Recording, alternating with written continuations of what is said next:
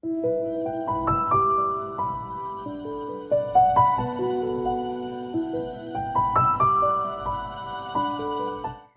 my name's Rachel. I'm a counsellor in central Bedfordshire. Over to you, Colin. Thanks, Rachel. Yes, hello. My name's Colin. I'm also a counsellor in Leighton Buzzard, and here today to talk about worry.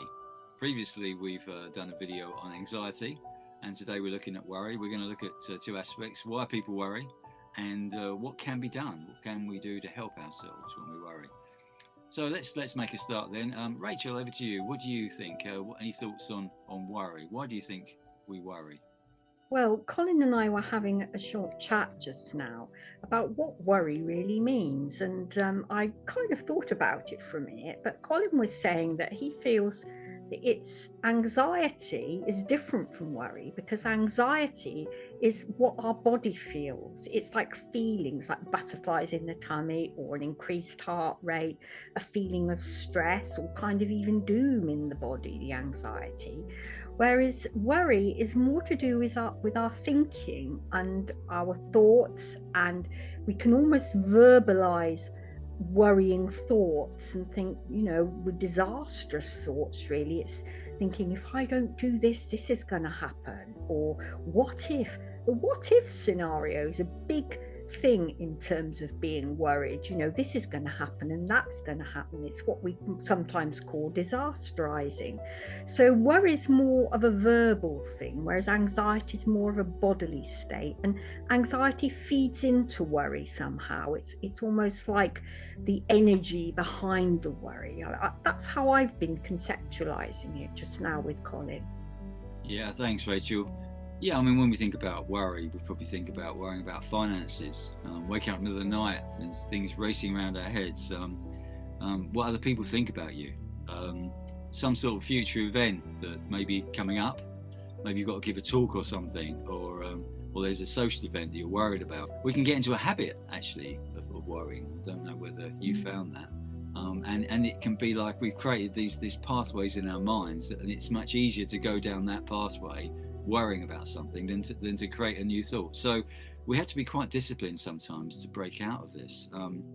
And we may feel that if we worry, we're somehow helping to prevent the event happening, some sort of magical type thinking.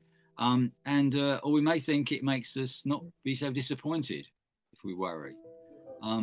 But really, all these things are irrational and not very helpful. I don't know what you think. I do find that helpful, Colin. One of the things that I've experienced is when people in my family are unwell, I've kind of worried and worried and worried and worried more and worried more. And then in the end, I've said to myself, actually, by worrying, will it make one iota of difference to the situation? Will it help that person?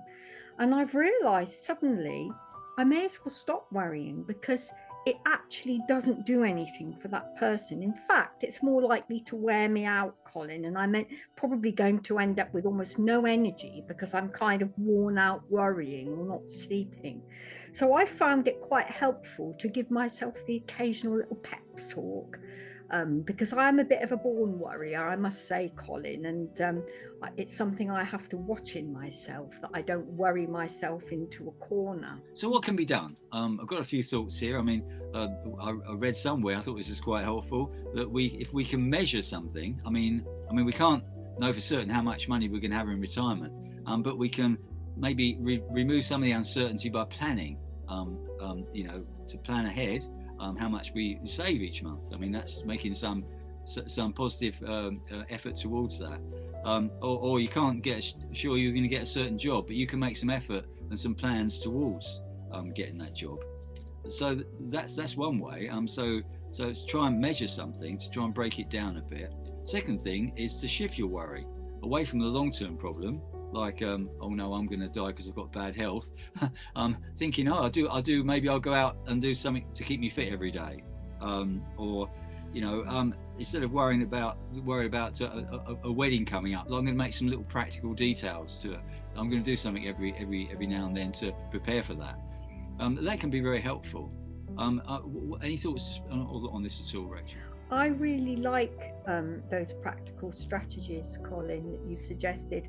One strategy that I use myself sometimes is I say, right, Rachel, what you're going to have, you can have a worry 10 minutes now.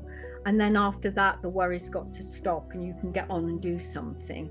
And I actually have 10 minutes where I write down or record all the things I'm worried about.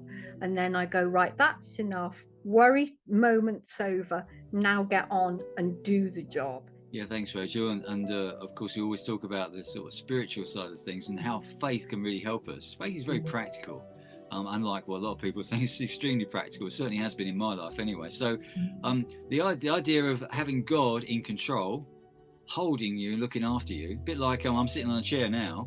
Now I've got faith in this chair that it won't suddenly collapse on me, and I'm resting in this chair and I feel comfortable. Now, if we can rest in the arms of God, there is a Bible verse that says, "Underneath are the everlasting arms." I think that's a wonderful, wonderful verse. The idea of Him being in control, that can make a big difference.